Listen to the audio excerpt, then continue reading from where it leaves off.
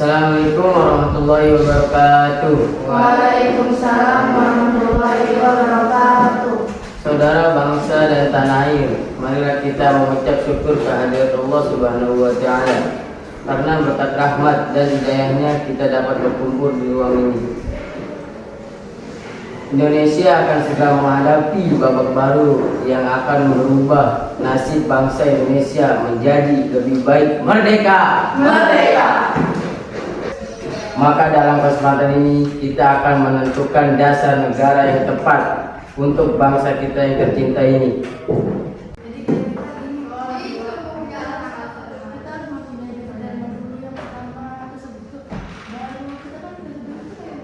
Saudara sekalian, dan kita memang punya tujuan yang sama. Namun jika Anda hanya berbicara di dalam kelompok, itu hanya percuma. Jika sampaikanlah usulan kalian di dalam forum. Saya memiliki usulan. Indonesia merupakan negara yang kaya akan tradisi dan budaya. Jadi saya harapkan Indonesia mempunyai dasar negara yang mampu mewakili keberagaman yang ada di Indonesia. Saya setuju. Indonesia memiliki ideologi yang mampu mempersatukan seluruh pihak. Saudara-saudara sekalian, saya sudah mendengarkan beberapa usulan. Saudara sekalian, saya telah menyimpulkan apa dasar kita untuk negara tercinta kita. Dan sidang hari ini saya mengajukan usulan mengenai dasar negara yang berwujud tulisan maupun dalam bentuk lisan. Berikut rumusan secara lisan. 1. Perikebangsaan, 2. perikemanusiaan, 3. periketuhanan, 4. perikerakyatan, 5. perikesejahteraan rakyat. Secara tertulis, 1. Ketuhanan yang Maha Esa, 2. kebangsaan persatuan Indonesia, 3. rasa kemanusiaan yang adil dan beradab, 4. kerakyatan yang dipimpin oleh hikmat kebijaksanaan dalam permusyawaratan perwakilan, 5. keadilan sosial bagi seluruh rakyat Indonesia. Bung Yamin, saya akui pendapatmu sangat luar biasa. Indonesia memiliki mayoritas penduduk beragama Islam. Jadi negara ini kita harus berdasarkan Islam.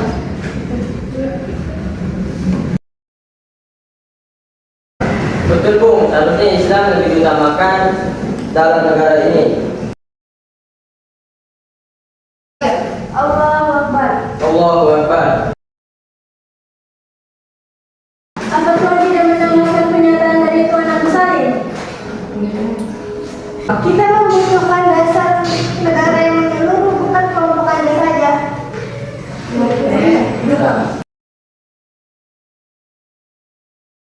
Ya, saya tidak setuju. Benar. Benar. Tidak bisa begitu. Jadi saudara sudah baik karena mengandung unsur ketuhanan yang sesungguhnya telah mewakili keadaan Indonesia yang beragam agama. Baik, sidang hari ini diberhentikan dan dilanjutkan esok hari. Assalamualaikum warahmatullahi wabarakatuh. Waalaikumsalam warahmatullahi wabarakatuh.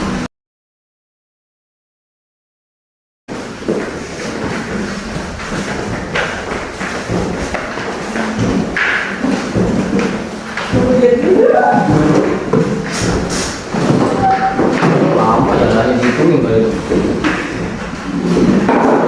Saudara bangsa dan setanah air, kita telah mengadakan rapat, namun belum juga mendapatkan titik terang usulan dan tepat.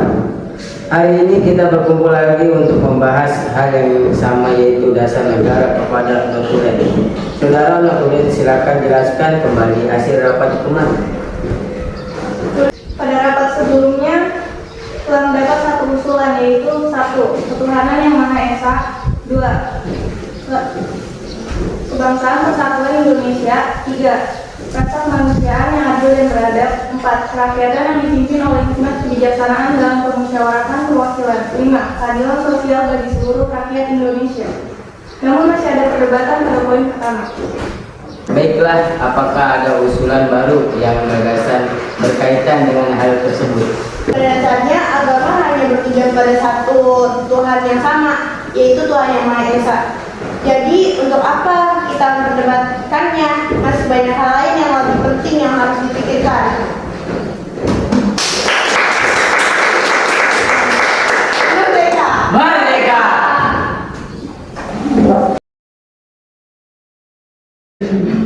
Tapi Bu, saya meyakini bahwa Indonesia tidak bisa disamaratakan seperti Indonesia negara Islam. Allahu Akbar. Kalau seperti itu, kenapa Bung tidak membuat rapat dengan forum Bung sendiri dengan anggota-anggota Bung? Kami di sini rapat berdasarkan musyawarah. Apabila Bung tidak bisa menahan ego kelompok Bung, silahkan, pintu keluarnya sebelah sana. Saudara sekalian, Anda telah mendengarkan pernyataan dari Muhammad Atta. Tidak ada gunanya kita lanjutkan rapat ini dengan ego. Baiklah, adakah yang memiliki usulan lagi? Saudara-saudara, saya ingin menyampaikan ide untuk dasar negara kita tercinta ini. Berikut asas-asas dari saya. 1. Persatuan. 2. Kekeluargaan. 3. Keseimbangan lahir dan batin. 4. Permusyawarah. 5. Keadilan dan rakyat. Sebenarnya saya tidak ingin menyinggung hal ini, namun usulan dari Bung Suebomo dinyatakan tentang adanya ketuhanan.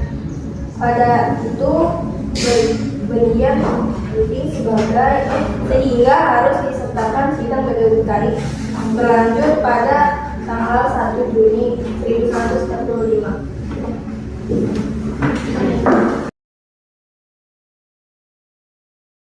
Ya, Tenang.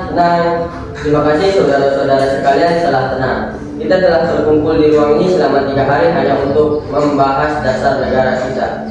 Masih belum mampu menghasilkan dasar negara yang baik dan cocok untuk negara kita yang tercinta ini. Setiap kelompok rapat masih saja egois dan lebih mementingkan kepentingan golongannya dibandingkan kepentingan umum. Kita tidak bisa seperti ini. Untuk itu izinkan saya untuk menyampaikan usulan saya tentang dasar negara yang akan saya bacakan berikut ini. Kita telah berjuang melawan penjajah, kita telah bersatu untuk memperjuangkan tanah air tercinta.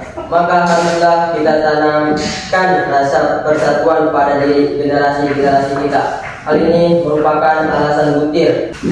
Pertama, yaitu kebangsaan Indonesia. Kemudian bangsa ini merupakan bangsa yang baru lahir. Maka haruslah untuk menjalani hubungan baik dengan negara lain yang telah lebih duluan merdeka untuk menjalani hubungan di bidang sosial, ekonomi, dan politik. Hal ini merupakan dasar dari butir kedua, yaitu internasionalisme. Budaya dalam negara kita adalah merembukan suatu masalah secara bersama-sama demi mencapai jalan keluar. Hal ini menjadi alasan butir ketiga, yaitu mufakat. Kita tahu bahwa bangsa kita telah dijajah, maka seluruh lapisan masyarakat bangsa kita harus merasakan apa yang dikatakan dengan merdeka. Hal ini menjadi alasan butir keempat, yaitu kesejahteraan sosial. Yang terakhir, untuk merangkum itu semua, kita semua beragama, bukan? Maka kita harus memiliki pedoman, yaitu Tuhan, namun bukan Tuhan dalam agama Islam saja mencakup seluruh agama yang ada di Indonesia, yaitu ketuhanan yang Maha Esa. Demikian usulan dasar negara dari saya, semoga dapat mewakili pendapat saudara-saudara sekalian. Merdeka, merdeka, merdeka, merdeka!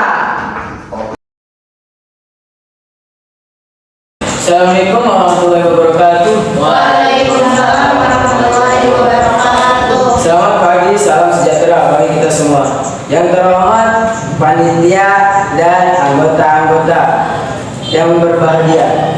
Marilah kita menanjatkan puji syukur kehadirat Allah Subhanahu wa taala bahwa kita semua dapat hadir di sini tanpa halangan sesuatu apapun. Saya selaku ketua mengucapkan terima kasih yang sebesar-besarnya atas kehadiran tuan-tuan sekalian.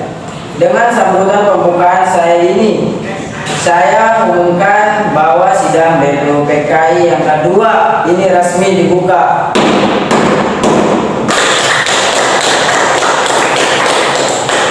Sekian sambutan yang dapat saya sampaikan. Bila ada salah dan kurang dari tutur kata saya mohon dimaafkan. Terima kasih atas perhatiannya tuan-tuan sekalian. Assalamualaikum warahmatullahi wabarakatuh.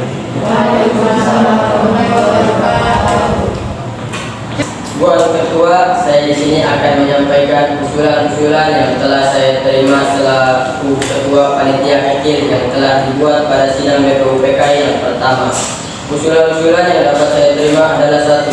Usulan mengenai dasar negara, 2. mengenai unifikasi atau federasi, 3. tentang keuangan, 4. tentang agama dan negara, 5. tentang pembelaan negara, dan 6. tentang warga negara, 7. tentang bentuk negara dan kepala negara, 8. tentang daerah, dan yang ke-9 adalah meminta merdeka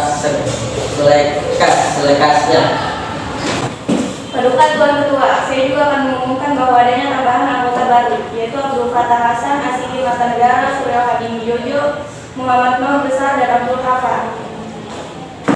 Saya mohon dari tuan-tuan anggota sekalian, oleh karena itu kita hadapi saat yang kecil, yaitu kita menginginkan cipta supaya janganlah kita pengaruhi oleh suatu hal yang tidak suci, tetapi dengan segala keikhlasan menghadapi keputusan bentuk negara yang akan didirikan dengan hati yang di dalam pengaruh oleh suatu maksud yang tidak suci. Oleh karena itu saya mohon kepada pembuka tuan-tuan sekalian sukalah tuan-tuan berdiri di hadapan hadirat Allah Subhanahu wa taala untuk meminta doa. Usul itu kita turuti dan saya minta marilah kita mengimbulkan kita supaya mendapat pikiran yang suci dan murni dalam pemilihan. Mengapa harus dengan cara voting? Mengapa tidak musyawarah mufakat saja? Karena dengan voting kita bisa memutuskan masalah dengan adil. Kita juga dapat memainkan waktu karena kita tidak mengeluarkan kata-kata yang tidak penting. Marilah tuan-tuan kita lakukan voting untuk menentukan bentuk negara-negara. Sesudah itu dilakukan pemungutan suara. Tuan Ketua, kami sudah mengetahui bahwa ada 64 tim. Yang memilih Republik ada 55 tim, Kerajaan 6, lain-lain 2, dan Belangko 1. Saya mengucapkan terima kasih atas kerja komisi. Anggota sekalian sudah mendengar bahwa telah dipilih oleh sidang BPUPKI yang kedua kali ini. Yang melahirkan 64 tim ialah yang 55 Republik, 6 pekerja, 1 Belangko, dan 2 lain-lain. Jadi semuanya ada 64 sudah ada ketetapkan dalam waktu ini. Nanti kita membuat laporan yang sejelas-jelasnya. Jadi putusan panitia itu Republik. Sudah terang Republik yang dipilih dengan suara terbanyak. Sekarang saya minta beristirahat.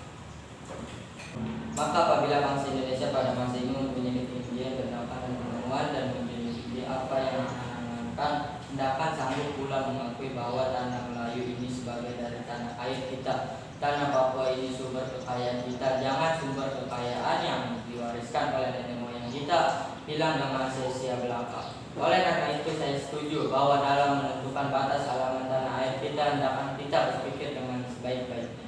Janganlah didasarkan pada soal apakah kita sanggup untuk tidak sanggup, tetapi pula apakah kita timbul sanggupan akan mereka.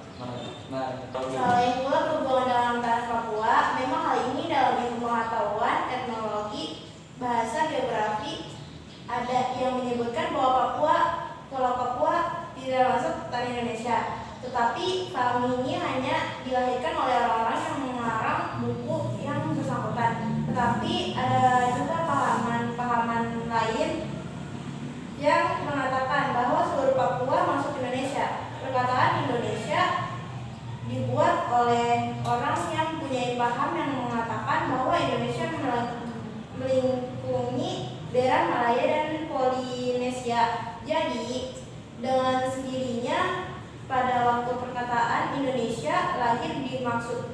bahwa tanah Papua masuk dalam daerah Indonesia. Dalam itu strategi alangkah besar bagi kedua-duanya untuk menjaga sisi masing-masing. Artinya kalau kita melihat batas kita di timur ke Pulau Timur, saya setuju sekali dengan anggota yang terhormat Muhammad Yamin, yaitu agar pulau itu dimasukkan dalam lingkungan kita, terletak Indonesia Baru. Begitu Pulau Borneo Utara, di mana terletak Sarawak dan juga negara Papua. Bukanlah kita meminta, tetapi hal itu berdasarkan kebangsaan. Jika peperangan sudah berada dan kemenangan akhir telah tercapai, kita dapat melengkapkan aturan-aturan itu menjadi aturan-aturan yang sesuai dengan keadaan zaman pada waktu itu. Dengan pemerintahan Indonesia merdeka ialah seluas Indonesia Belanda dahulu. Jikalau kemenangan itu telah tercapai, di nada permintaan yang nyata dan Malaya Selatan, Borneo Utara, bahwa rakyat di situ merasa juga ingin masuk ke dalam lingkungan kita. Dengan senang hati mereka akan kita terima sebagai bangsa kita di dalam Indonesia merdeka. Bagaimana jika kita menambah Malaya? Ya, kita juga harus menambahkan Borneo Utara supaya masuk ke wilayah Indonesia. Saya akan menambahkan Papua supaya masuk ke dalam wilayah Indonesia.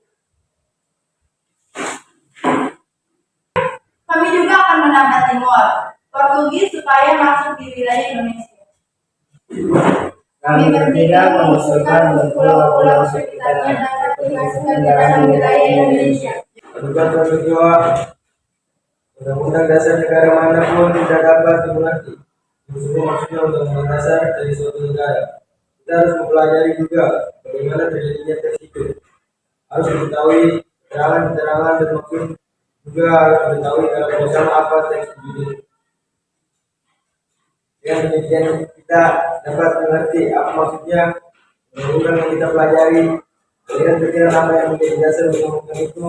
Oleh karena itu, dalam pembicaraan dalam sidang ini mengenai rancangan-rancangan undang-undang dasar ini sangat penting. Oleh karena segala pembicaraan ini menjadi material, menjadi bahan yang historis dan prestasi untuk menerangkan apa maksudnya undang-undang dasar.